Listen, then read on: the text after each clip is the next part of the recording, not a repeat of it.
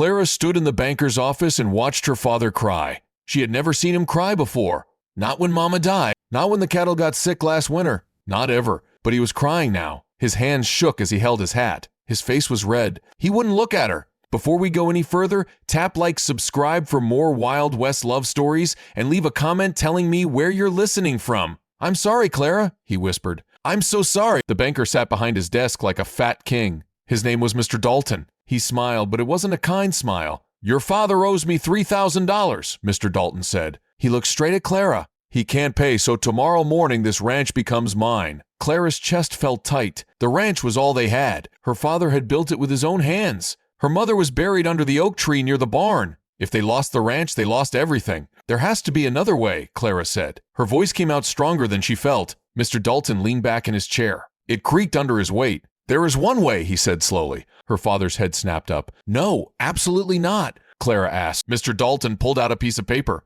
He slid it across the desk toward her. A man came to me last week. He's looking for a wife. He's willing to pay off your father's debt in exchange for a marriage. Clara's hands went cold. Who is he? She asked. Her father stood up fast. His chair fell backward. She's not doing it, Dalton. I'll find another way. There is no other way, Morgan. You know that. Clara picked up the paper. It was a marriage contract. At the bottom was a signature she couldn't read. The letters were sharp and angry-looking. Who is he? She asked again. Mr. Dalton folded his hands on his desk. They call him the Crow. The room went silent. Clara had heard that name before. Everyone in town had. The Crow was an outlaw. People said he killed 12 men. They said he rode with a gang that burned homesteads and stole horses.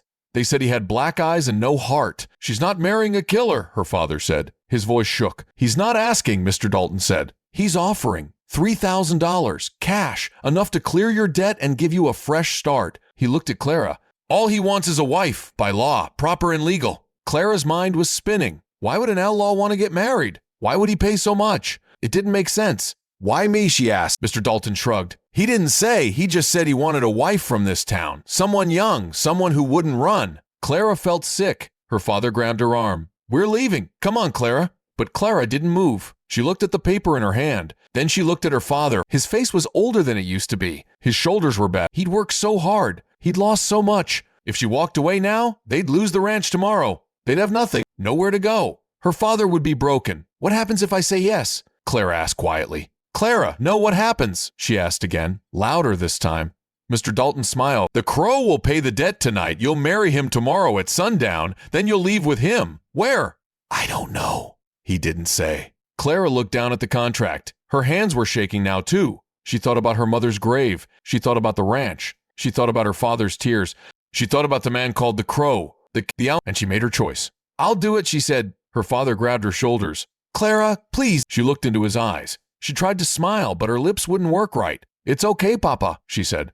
But it wasn't okay. Nothing about this was okay. Mr. Dalton pushed the contract toward her. He handed her a pen. Sign here, he said. Clara's hand moved like it belonged to someone else. She signed her name at the bottom of the page. The ink looked black as blood. Good, Mr. Dalton said. He stood up. The wedding is tomorrow, 5 o'clock at the church. Clara felt numb. Her father was still talking, still begging her to change her mind, but his voice sounded far away. She had just sold herself to a stranger, and tomorrow at sundown she would become his wife. That night, Clara didn't sleep. She sat by her window and looked out at the ranch. The moon was bright. She could see the barn, the oak tree where Mama rested. She tried to imagine what the Crow looked like. Was he old? Did he have scars? Did he smile? Did he even know her name? Her father had locked himself in his room. She could hear him pacing back and forth, back and forth. She wanted to tell him it would be all right, but she didn't know if that was true. At midnight, she heard a sound outside. Hoof, slow and steady. Clara stood up and looked out the window. A man on a black horse was riding toward the house. He wore a long black coat and a wide-brimmed hat. She couldn't see his face in the dark. He stopped in front of the porch. He didn't get off his horse. He just sat there, watching the house, watching her window. Clara's heart pounded. Was it him? Was it the Crow? She stepped back from the window, but she couldn't look away. The man tilted his head. Even in the dark, she felt his eyes on her. Then he turned his horse around, and he rode away. Clara stood frozen. Her hands were shaking again. Tomorrow she would marry that man. And she didn't even know if he was human or monster. The next day passed like a dream. Clara put on her mother's wedding dress. It was old and yellow at the edges, but it was all she had. Her father didn't speak to her. He just looked at her with sad, tired eyes. At 4 o'clock, they rode into town. People stared. Everyone knew what was happening. News traveled fast in a small town. Clara kept her head up. She wouldn't let them see her fear. The church was small and wooden. The priest was waiting inside. He looked nervous. Mr. Dalton was there too. He stood near the door like he was guarding it. "He'll be here soon," Mr. Dalton said. Clara sat in the front pew. Her father sat beside her. He held her hand tight. "You can still run," he whispered. "We'll find another way." But there was no other way. They both knew it. The church door opened. Sunlight poured in, and the crow walked inside. Clara's breath stopped. He was younger than she expected. Maybe 25, maybe 30. It was hard to tell. He was tall and lean. His coat was dusty from the road. His hat shadowed his face. But when he took off his hat, Clara saw his eyes. They weren't black. They were blue, bright, clear blue, like the sky after a storm. He looked at her, and for a moment the whole world went quiet. "Clara Morgan?" he asked. His voice was low. "Not cruel, not just—" "Yes," she whispered. He nodded once. Then he turned to the priest. "Let's begin," he said. The ceremony was short. The priest spoke fast, like he wanted it over with. Clara barely heard the words. She kept looking at the crow. He didn't look like a killer. He looked like a man who hadn't slept in weeks. When the priest said, "You may kiss the bride," the crow didn't move. He just looked at Clara. "We don't have to do that," he said quietly. Clara nodded. The priest cleared his throat. "Then by the power vested in me, I now pronounce you man and wife." Clara was married. Mr. Dalton handed the crow a receipt. "The debt is paid." The crow folded the paper and put it in his coat. Then he looked at Clara's father. "I'll take care of her," he said. Her father said nothing. The crow turned to Clara. "We need to leave now." "Why now?" Clara asked. He glanced at the door, then back at her. "Because the men who want me dead know I'm here." Clara's stomach dropped. The crow took her hand. His grip was firm but not rough. "I'll explain on the road, but we have to go. Right now." Before Clara could answer, a gunshot rang out. The church window shattered. Glass exploded everywhere. The priest screamed. The crow pulled Clara to the floor and covered her with his body. "Stay down," he said. Outside, men were shouting. Horses were running. More gunshots. The crow looked down at Clara. His blue eyes were sharp now. "Do you trust me?" he asked. Clara didn't know him. She didn't know anything about him. But she looked into his eyes, and she answered, "Yes." The crow pulled Clara to her feet. "Back door," he said. More gunshots cracked outside. The window shook. Clara's father tried to follow them, but the crow stopped him. "Stay here," the crow said. "They're not after you. If you come with us, you'll die." Her father's face went pale. "Clara, I'll be okay, Papa," Clara said. She didn't know if that was true, but she said it anyway. The crow grabbed her hand and pulled her toward the back of the church. They ran through a narrow hallway. The priest was hiding under a bench, praying. The crow kicked open the back door. Outside, 2 horses waited. "What? Can you ride?" the crow asked. "Yes," Clara said. "Take the brown one. Stay close to me. Don't stop for anything." He lifted her onto the brown horse like she weighed nothing. Then he swung onto his black horse. A man appeared around the corner of the church. He had a gun. Crow didn't hesitate. He pulled his own gun and fired. The man fell. Clara's heart jumped into her throat. She'd just seen him kill someone, right in front of her. The crow shouted. Clara kicked her horse and it took off running. The crow rode beside her. His coat flew behind him like wings. Behind them, more men came. 5 of them, maybe 6. They were all shooting. Bullets whistled past Clara's head. She leaned low on her horse and held on. Tight, they raced out of town. Dust flew everywhere. The men chased them. The crow looked back. Then he looked at Clara. "When I say jump, you jump into the trees on the left. Understand?" "What? Do you understand?" Clara nodded. They rode hard for another minute. The trees got closer. "Now!" the crow yelled. "Jump!" Clara threw herself off the horse. She hit the ground hard. Pain shot through her shoulder, but she rolled into the trees like the crow said. Her horse kept running. The crow's horse kept running too. The men chasing them didn't stop. They kept following the horses. The crow appeared beside Clara. He jumped too. He grabbed her arm and pulled her deeper into the trees. He whispered. They crouched behind a fallen log. The men rode past. They were shouting, cursing, following the horses. Clara's breath was loud in her ears. The crow put a finger to his lips. They waited. 1 minute, 2 minutes, 5. Finally, the sound of hoofbeats faded away. The crow stood up slowly. He looked around, listened. Then he helped Clara to her feet. "Are you hurt?" he asked. "My shoulder," Clara said. "But I'm okay." He checked her shoulder quickly. His hands were gentle. "It's just bruised," he said. "You'll be sore tomorrow." Clara looked at him, really looked at him. "Who are those men?" she asked. The crow's jaw tightened. "Men who want me dead." He didn't answer right away. He walked to the edge of the trees and looked out, making sure no one was coming back. Then he turned to Clara. "Because I know the truth about them," he said, "and they can't let me live." Clara's mind was spinning again. What truth? The crow studied her face, like he was deciding something. "You just married me," he said quietly. "You deserve to know why." He sat down on the fallen log. He looked tired again. So tired. Clara sat beside him. "My real name is James Garrett," he said. 3 years ago, I was a deputy in a town called Silver Ridge, about 100 miles north of here." Clara listened. There were 5 men who ran that town, James continued. Rich men, powerful men. They owned the bank, the saloon, the land office, everything. He paused. One night I caught them. They were branding stolen cattle, hundreds of them. They've been stealing from ranchers for years and selling the cattle as their own. Clara felt cold. I tried to arrest them, James said, but they had more men than I did. They shot my partner. Killed him right in front of me. His voice didn't change, but Clara saw his hands shake. I barely escaped, he said, but before I left, I took their account books. Proof of everything they'd stolen. Every dollar, Clara asked. Hidden, James said. Somewhere safe. He looked at her. Those 5 men put a price on my head. $5,000. Dead, not alive. They told everyone I was a killer, an outlaw. They spread lies about me all over the territory. Clara's throat felt tight. The Crow, she whispered. James nodded. That's what they started calling me, 'cause I just only showed up when someone died. But you're not a killer. I've killed men, James said quietly, but only men who were trying to kill me first. Clara believed him. She didn't know why, but she did. Why did you want to get married? She asked. James looked down at his hands. Because those 5 men are still hunting me, and I'm tired of running alone. He met her eyes. I needed someone who wouldn't leave, someone who'd be bound to me by law, someone who'd have a reason to keep my secrets. Clara's chest ached. You bought a wife, she said. Yes, James said. He didn't look away. I did. Why me? Because your father owed a debt. Because you needed help as much as I did. He paused. And because Mr. Dalton works for them. Clara's blood went cold. What? Dalton is one of the 5 men, James said. He's been squeezing your father for months, making sure he couldn't pay, making sure you'd be desperate enough to say yes. Clara stood up fast. He planned this? Yes.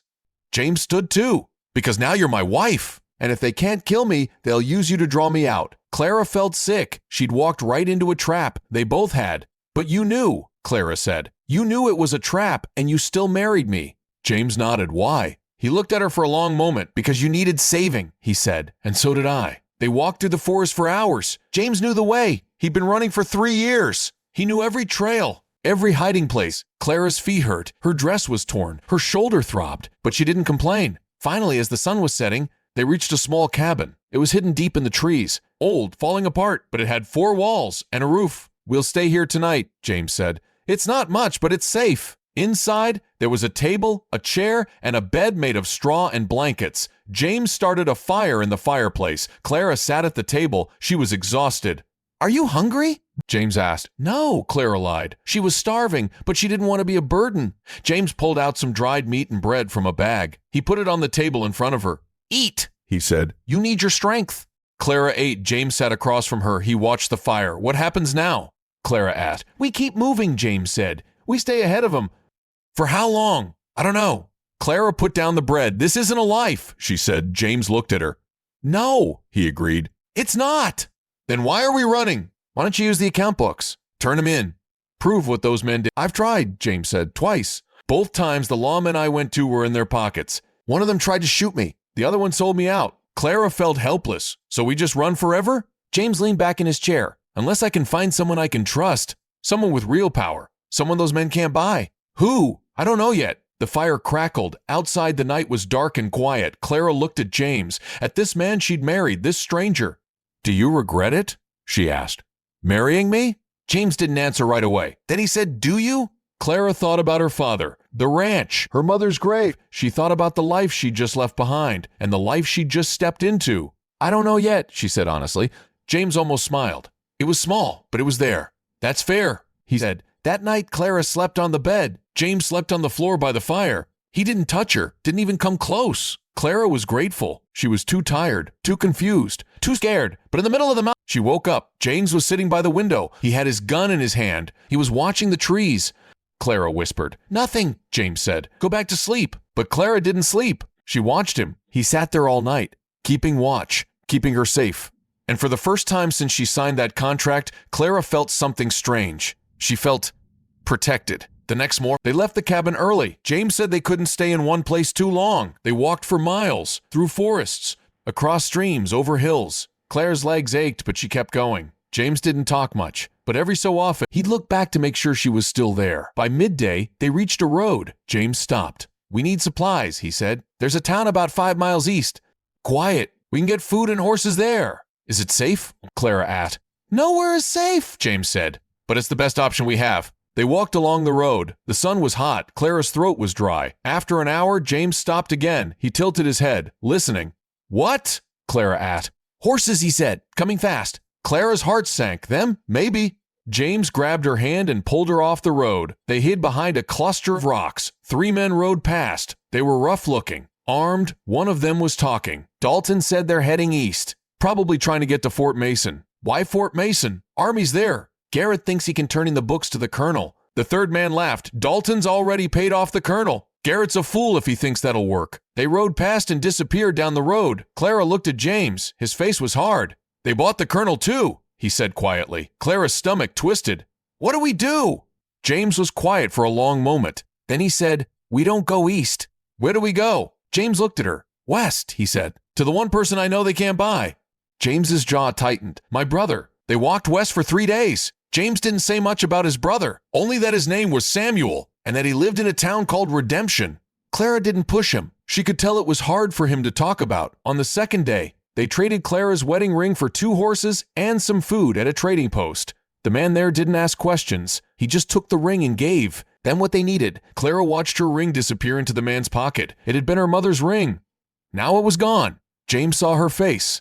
"I'm sorry," he said quietly. "It's just a ring," Clara said. But her voice shook. James looked like he wanted to say something else, but he didn't. They rode in silence. And they camped under the stars. James always kept watch.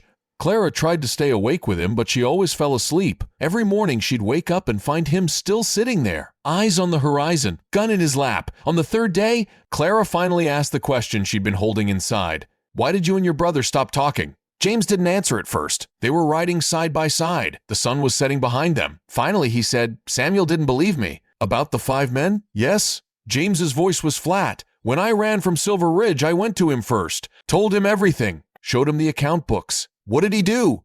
"He told me I was throwing my life away, that I should give the books back, make a deal." James's hands tightened on the reins. "He said I was choosing revenge over family." Clara was quiet. "I told him it wasn't revenge. It was justice." James looked straight ahead. "He told me to leave. Said if I wouldn't listen to reason, I wasn't welcome in his house." "That was 3 years ago?" "Yes." "Maybe he's changed his mind," Clara said. James shook his head. "Samuel doesn't change his mind." "Then why are we going to him?" James looked at her. His blue eyes were tired. "Because he's a federal judge now," he said. "And no matter how angry he is at me, he won't turn me away. Not if I have proof." Clara hoped he was right. They reached Redemption at sunset on the 4th day. It was bigger than Clara's town. There was a courthouse, a bank, a hotel, and a church with a tall white steeple. People walked the streets. Normal people, living normal lives. Clara had almost forgotten what that looked like. James pulled his hat low over his face. "Stay close," he said. "Don't talk to anyone." They rode slowly through town. No one seemed to notice them. James stopped in front of a large house at the edge of town. It was 2 stories, painted white, flowers in the front yard. "This is it," James said. Clara's stomach twisted. James got off his horse. He helped Clara down. They walked to the front door. James raised his hand to knock. Then he stopped. Clara could see the fear in his eyes. "It'll be okay," she said. James looked at her. "You don't know that." "No," Clara said. "But we didn't come all this way to turn back now." James took a breath. Then he knocked. Footsteps inside. The door opened. A man stood there. He looked like James. Same height, same build, but his hair was darker and his face was harder. Samuel. He stared at James. "You got a lot of nerve," Samuel said. "I know," James said. 3 years. Not a word. And now you show up at my door. I need your help." Samuel's eyes moved to Clara. "Who's this?" "My wife," James said. Samuel's eyebrows went up. "Your wife?" "Yes." Samuel looked between them. Then he laughed. It wasn't a happy sound. "This just gets better," he said. "You want my help. After you ignored everything I said. After you threw away your life." "Samuel, no." Samuel's voice was hard. I told you to let it go. But you didn't listen. And now you're running. Just like I said you'd be." James's jaw tightened. "They killed my partner. They destroyed innocent people. I couldn't just let it go." "And what did your crusade get you, James?" "You're an outlaw now." "Was it worth it?" James didn't answer. Samuel started to close the door. Clara stepped forward. "Please," she said. "We have nowhere else to go." Samuel looked at her. His face softened a little. "What's your name?" he asked. "Clara." "How long have you been married to my brother, Clara?" 5 days. Samuel's eyes narrowed. 5 days, and already you're running for your lives. "It's not his fault," Clara said. "Isn't it?" "No." Clara's voice was stronger now. He tried to do the right thing. The men he exposed put a price on his head. They're hunting him. They'll kill him if they find him. Samuel looked at James. "Is that true?" "Yes," James said. And you came here thinking I'd protect you? I came here thinking you'd care about the truth. James pulled a small leather book from inside his coat. I have proof. Everything they did. Every crime. Every stolen dollar. He held out the book. Samuel stared at it. He didn't take it. If you take this, James said quietly, you can bring them to justice. You have the power. They can't touch you. And what happens to you? I don't know, James said, but at least the truth will be out. Samuel looked at the book for a long time. Then he looked at Clara. And you, he said, you chose to stay with him? Clara nodded. Clara thought about that. She thought about the last 5 days, the fear, the running, the exhaustion. But she also thought about the way James protected her, the way he kept watch all night, the way he'd given her the bed and slept on the floor. "'Cause he's a good man," Clara said, "and someone needs to believe him." Samuel's face changed just a little. He sighed. Then he opened the door wider. "Come inside," he said. "Both of you." Samuel's house was warm and clean. His wife, Margaret, made them tea and brought them food. She was kind. She didn't ask questions, just smiled at Clara and made her feel welcome. Samuel sat across from James at the dining table. The account book was between them. "Walk me through it," Samuel said. James did. He told Samuel everything, about the stolen cattle, about his partner's murder, about the 3 years of running. He told him about the 5 men, their names, their crimes. Samuel listened. He didn't interrupt. When James finished, Samuel opened the account book. He read for a long time. Finally, he closed it. "This is enough," Samuel said. "More than enough. I can arrest all of them." James leaned back in his chair. For the first time in days, Clara saw him relax. "Thank you," James said. Samuel held up a hand. "But there's a problem." James tensed again. "What problem? These men have power. If I move against them, they'll fight back. And they'll come after you, even harder than before." James nodded. "I know that too." Samuel looked at Clara. "And they'll come after her." Clara's stomach dropped. "What do you mean?" she asked. Samuel's face was serious. "If I arrest these men, they'll know James is the one who gave me the proof. They'll want revenge. And the easiest way to hurt James is to hurt his wife." Clara felt cold all over. James stood up. "Then we'll leave. Tonight we'll Samuel asked. "Another 3 years?" "You can't run forever, James. What other choice do I have?" Samuel was quiet. Then he said, "You could stay here. Both. I can protect you while the trial happens." "They'll find us," James said. "Not if we're careful." Samuel looked at Clara. "What do you think?" Clara's mind was racing. "Stay here, in this safe house, with people who believe them, or keep running, keep hiding, forever." "I think," Clara said slowly, "that I'm tired of running." James looked at her. "Clara, I'm tired of being afraid," she said. "I want to stop. I want to fight back." Samuel smiled a little. "She's braver than you, James." James didn't smile. "That's what I'm afraid of." They stayed. Samuel gave them a room upstairs, a real bed, clean sheets, a lock on the door. That night, James sat by the window again, watching. Clara sat on the bed. "You don't have to keep watch," she said. "We're safe here." "I'll feel better if I do," James said. Clara understood. She lay down. She was so tired, but she couldn't sleep. "James?" she said. "Yes?" "Why did you really marry me?" James was quiet. Then he said, "I told you. I needed someone who wouldn't leave. But there are other women.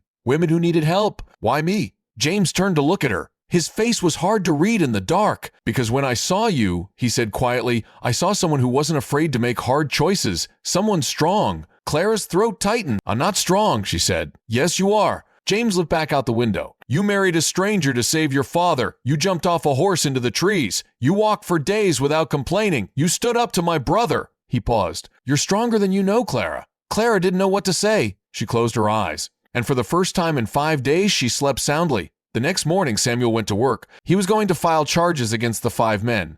But it would happen. James stayed at the house with Clara and Margaret. Margaret taught Clara how to make bread. They talked about small things, normal things. It felt strange, almost like a real life. That afternoon, there was a knock at the door. James's hand went to his gun. Margaret opened the door carefully. A telegram boy stood there. He handed her a piece of paper. "For Judge Garrett," he said. Margaret gave him a coin. He left. She brought the telegram inside. James took it. He read it. His face went white. Clara asked. James handed her the telegram. It was short. "We have your father. Come to Silver Ridge alone or he dies. You have 2 days." Clara's hands shook. "No," she whispered. James crumpled the telegram in his fist. "They found him," he said. His voice was cold. And Clara couldn't breathe. "Her father. They had her father." "We have to go," she said. "We have to save him. It's a trap," James said. Clara grabbed his arm. "He's my father." James looked at her. She saw the war in his eyes. "If we go," he said, "they'll kill us both. If we don't go, they'll kill him." Margaret put a hand on Clara's shoulder. "Samuel can help. He can send marshals. There's no time," James said. "Silver Ridge is 3 days away. My father-in-law will be dead by then." Clara felt tears on her face. "Please," she said. "James, please. James closed his eyes. Then he opened them. We'll go, he said. But not alone. Samuel came home that evening. James told him everything. Samuel was furious. You can't go, he said. It's suicide. I don't have a choice, James said. Yes, you do. You stay here. Let the law handle this. The law won't get there in time. Samuel slammed his hand on the table. Then her father dies. That's not your fault. Clara flinched. James stepped between them. He's her father, Samuel. I won't let him die because of me. You'll die too, Samuel said. Is that what you want? James's voice was calm. But I won't live knowing I could have saved him and didn't. Samuel stared at his brother. Then he sighed. Fine, he said. But I'm coming with you. No, James said. Samuel's voice was firm. You're not going alone. I'm a federal judge. I have authority and I have friends. Good men, lawmen who can't be bought. James hesitated. How many? He asked. 5, Samuel said. Plus me. That makes 6. Against how many of them? I don't know, but it's better than 2. James looked at Clara. She nodded. Okay, James said. We leave at dawn. That night, Clara couldn't sleep. She lay in bed staring at the ceiling. Tomorrow, they would ride into a trap. Her father's life depended on it. James sat by the window again, but this time Clara got up. She walked over to him. You didn't have to do this, she said. James looked up at her. Yes, I did, he said. Clara sat beside him. Why? She asked. You barely know me. You barely know my father. James was quiet for a moment. Then he said, because you're my wife, and that means something to me. Clara's heart beat faster. Even though it started as a deal? Even though. Clara reached out. She took his hand. James looked down at their hands.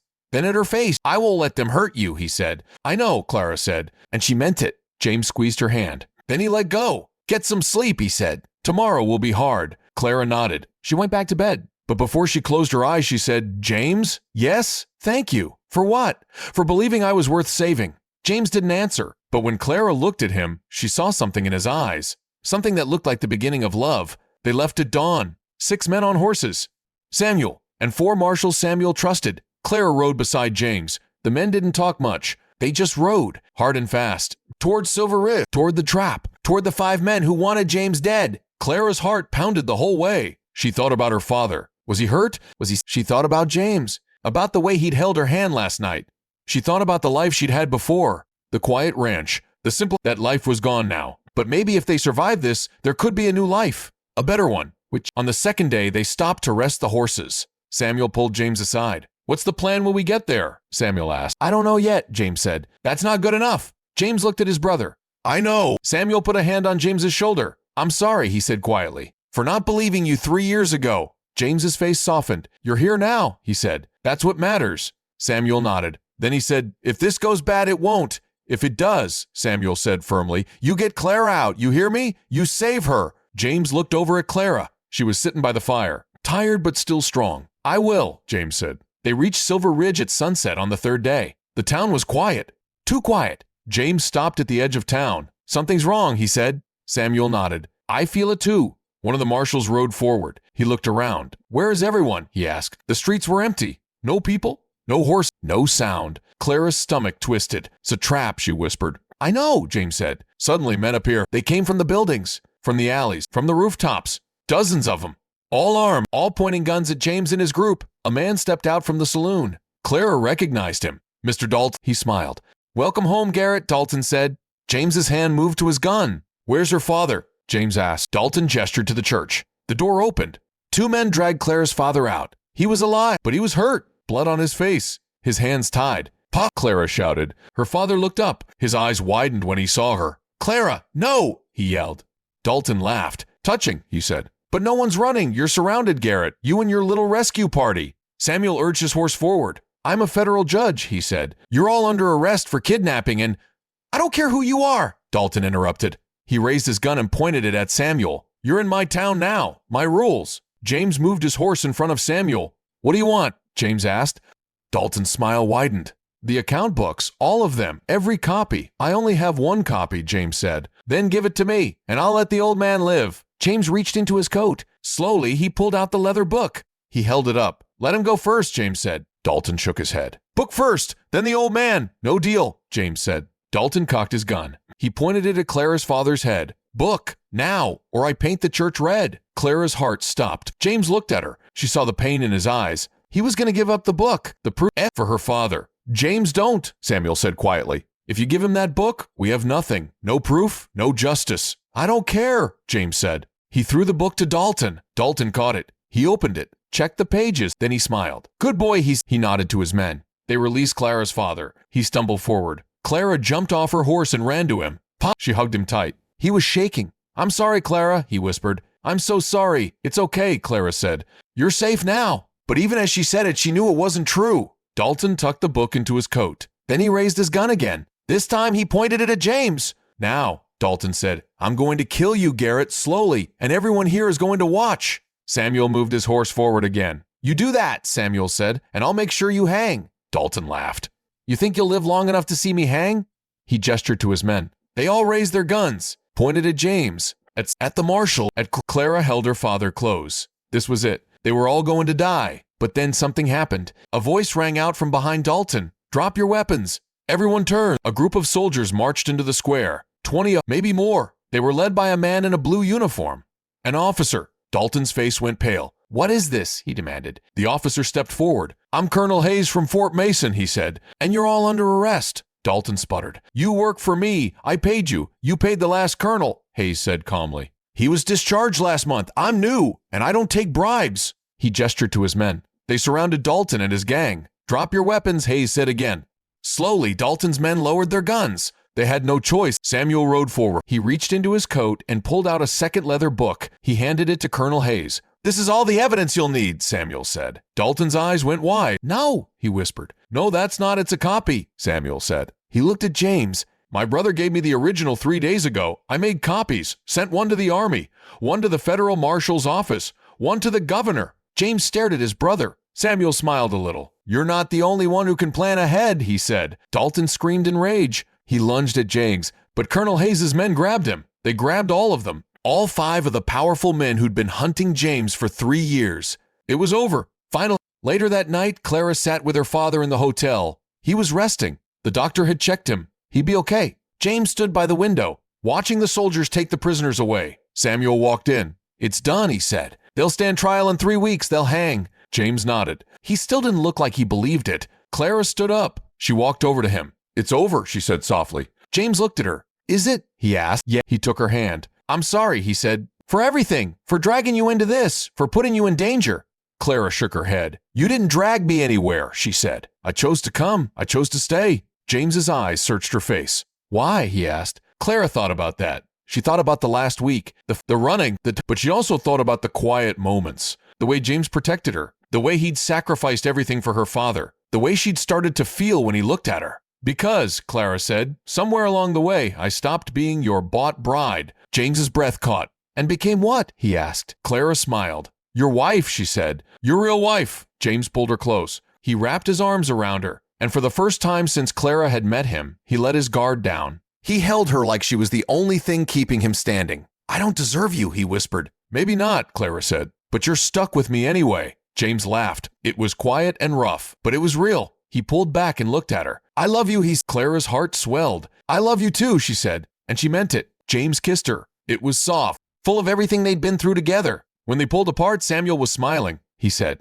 James grinned at his brother. Then he looked at Clara. What do we do now? He asked. Clara thought about it. We go home, she's to the ranch. We rebuild, we live. James nodded. Together? He asked. Together, Clara said. 3 months later, Clara stood on the porch of her ranch. The sun was setting. The sky was orange and pink. James was in the barn fixing a fence. Her father was in the house making dinner. The 5 men who'd hunted James were dead, hanged for their crimes. The price on James's head was gone. The crow was just a name now. James was free. They were both free. Clara heard footsteps behind her. James wrapped his arms around her waist. What are you thinking about? He asked. Clara leaned back against him. I'm thinking, she said, about how much can change in 3 months. James kissed the top of her head. Do you regret it? He asked. Any of it? Clara turned in his arms. She looked into his blue eyes. The eyes that had saved her, protected her. Love? Not for a second, she said. James smiled. It was the kind of smile Clara had learned to love. The one that was just for her. Good, he said. Because you're stuck with me now. Forever? Clara asked. Forever, James said. And as the sun set over the ranch, Clara Morgan Garrett knew that she'd made the right choice. She'd been bought at sundown, but she'd found love in the darkness. And now, finally, they were both home.